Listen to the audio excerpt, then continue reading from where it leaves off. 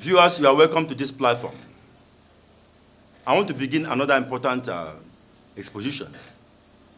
But before then, let us pray. Father, I thank you for this exposition we are about to begin now. I pray for the guidance of your spirit. Let your spirit comfort and eradicate the spirit of deceit in the consciousness of the viewer. And all those that are victimized by the exposition that will be made, by the knowledge thereof, the events that will unfold, or that unfolded, which will be narrated. I pray that it will give us understanding and open our eyes so that we will recognize you and you alone and live by your light. In the name of our Lord Jesus Christ. Amen. You know, on this platform, we have been on astral wars against 8 men as a topic we are running in different parts. We have also come up with a different topic of mysteries running. We have also come up with admonition. Today we are beginning a different heading entirely. That is exposition. Exposition will have different topics that will come up. But the topic we have to discuss today, which will run into some parts, is occult maladies and false prophets. Number 1, occult maladies and false prophets. This topic is coming under exposition. That is the exposition series. When you hear something like this, you may wonder, what is it all about? In a nutshell, this has to do with deceit going on in the world of man at different levels of religious and occult consciousness. But when we talk about false prophets, I am not going to dwell on the relativity or the absolute aspect of this. Because in relative terms, you can't pinpoint precisely, in relative terms, what is a false prophet. Because one man's false prophet is another man's good prophet. One man's good prophet is another man's false prophet. One man's hero is another man's murderer. People go to war, one come back as a hero. They begin to praise him in his community. To some people, he's a murderer. That kind of a man being praised as a hero may have rendered people fatherless and created some widows. So he's a murderer somewhere, he's a hero somewhere. One man's God is another man's devil. That is the relativity aspect. So from that relativity aspect, I wouldn't go into that. And I wouldn't go into absolute specific proclamation on the absolute term that this is a false prophet. No. I want to address issues, experiences occurring that can be accepted by all humans, that this is deceit, regardless from where it comes from. You see, when we say one man's prophet is another man's false prophet. Now if I tell you, this man is a false prophet, and another person come and say, this man is a good prophet, relativity comes into play. And if I come and declare, this man is a false prophet, it becomes absolute terms. In the absolute terms, apart from the relative aspect. It therefore means that I have judged such a person and is a false prophet. And that can be countered by the relative aspect, because the false prophet of one man is the good prophet of another man, in relative terms. So when I mention false prophets in this subject matter, I am talking about actions that when it is heard or known, will be known in general terms by all humans that this is bogus, this is irrelevant, this is deceit, this is falsehood. So in such terms, what we bring out is we have to talk about occurrences as a guidance, regardless of where it falls into. To the extent that if you care, if you are interested to be aware of such, then you have the freedom to do so. But when we talk about occult maladies You know, we are talking about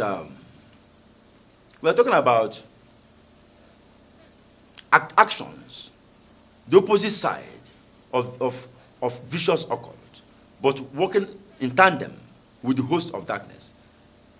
In some terms, it may be difficult to know, because somebody asked me a question when I mentioned fake occult. Once, he said, is there anything like fake occult? Yes, but whether fake occult, whether the other side, the opposite side, the other side of the occult are those that are involved in practical occultism, if vicious occult to harm people consciously, working with some spirits, and it works. The opposite side, where the occult maladies come in, are those that they're not in contact with any spirit, but they act it. They act the spirit. They act all those things.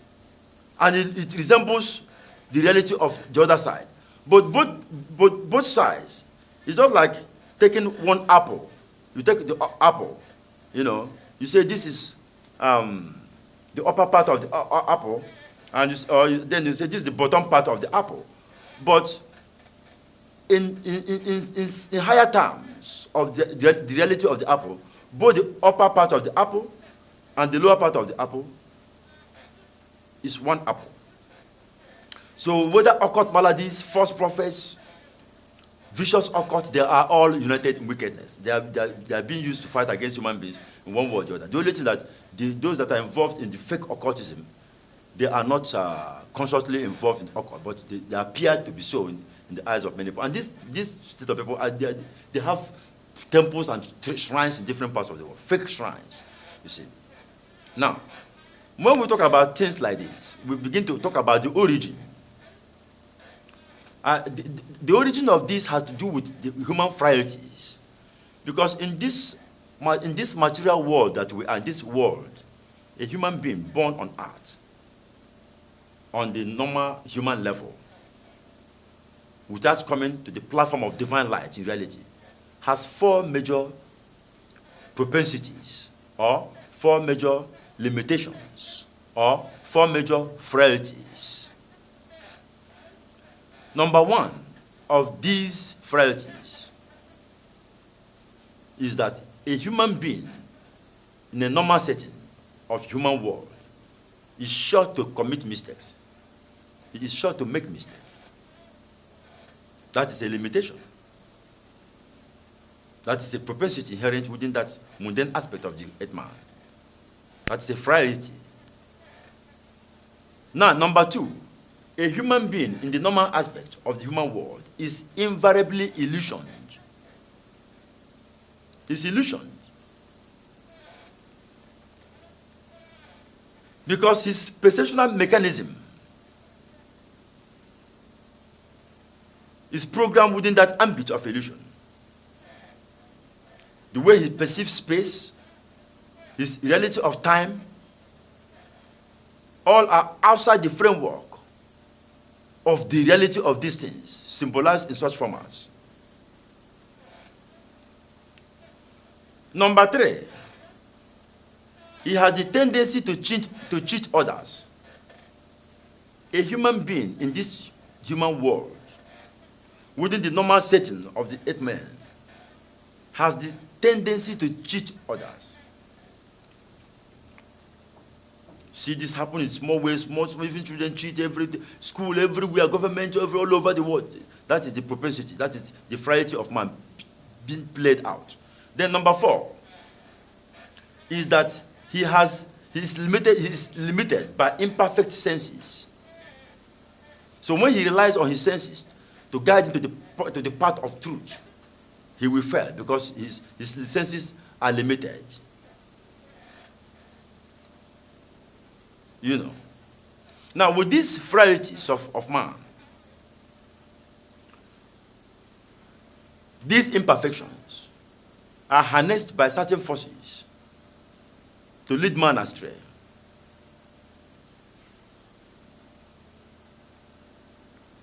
And when man comes to the platform of religion, or so-called occultism, where he is expected to have power. In the part of religion, if you cannot manifest the power, he will fake it with his imperfect senses to deceive others. In one of my books entitled Secrets from Heaven, I said that man is made to live in love. He's made to grow and be wise. And that when all men shall be wise, the priests that feed on the ignorance of the people shall go hungry. Because the priestcraft in different segments, they prosper on feeding on the ignorance of the people. And that is the nature of existence here. The government in different worlds, in different nations of the world, they feed on the ignorance of the people. They tell people lie. There are so many things that, like presidents of different countries and some military things they know that they wouldn't say. They say for security reasons, for this and that. They give another type of thing to human beings. That is part of human frailty. And it represents cheating in such terms. No matter how you say your country is free, even in the United States, there are things that will never be disclosed to citizens. There are many things going on in the United States that are coded all over the world. That is the human being for you. So when we bring that to the point of religion, the cheating continues. The propensity of the mistake and illusion and all those tendencies to cheat others and all sorts of limitations, they begin to play out at different levels and dimensions and facets of being.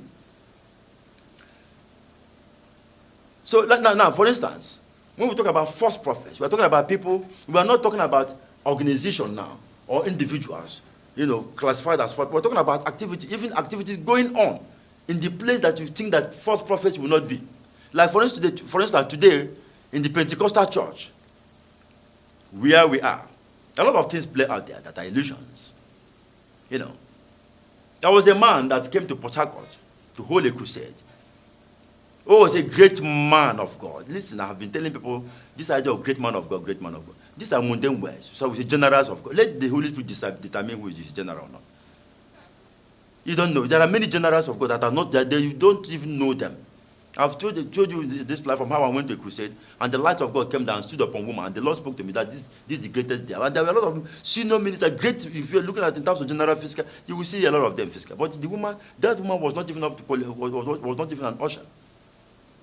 She was at the age of 36 years, and she was still a virgin. And the Spirit of the Lord, the light came upon her, and the Lord said I should bring her to the stage, and I should announce that a lot of things happened there, So you see how the way of the Lord is different from the way of the world. Now, this general overseer, when he came to the crusade, as he was ministering,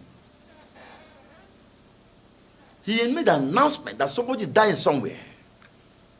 And that the Lord said that the person that his time has not come, that he has to be brought back to life. And it was great.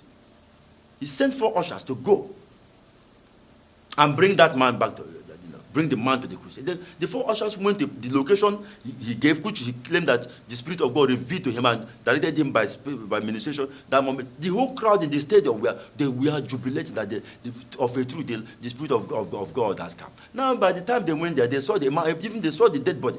The man was even in a coffin. They were carrying him. Some people were carrying him. Some people, like about 4 or 5 people, were about carrying him to the mortuary. They said, no, the man of God is holding a crusade. He said they should bring him. They carried this man, brought him to the crusade ground.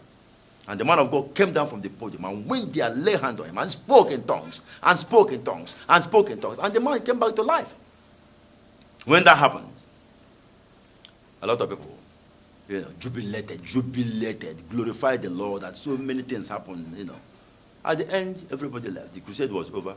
But what surprised people was that this man that came back to life now arrested the man of God with police. The police, they know many things. They cover up so many things for people. And the police brother said, look, what is that? The man said, look, I didn't die. I didn't die. This was an arrangement we made. And this man promised to give me 2 million naira. He paid 500,000 deposit, remaining 1.5 million. Now we have finished the acting. And he has refused to pay me. He has to pay me my money. He arrested the man with police. The police said, oh boy, so the man of God said, this is what you came to do. He now begged the police so that the matter will be settled between him and the man. The police helped them, they settled the whole thing so that he can continue. Because that man is a widely traveled man in terms of the church work and all that. You see, that act of deceit there is what we refer to as, those are within the rudiments of false prophets. You see. And let me tell you this now. There's a reason why some people lack power. Because they can't manifest the real power of God. They begin to fake it. This faking goes on in different segments, even in the so-called occult world. I will tell you about that in the course of this, maybe it's different parts of this exposition on occult maladies and false prophets. Anyway, the matter was settled, and the man of God went his way. The so-called dead man that came back to life went his way, and they covered everything. Only few people got to know.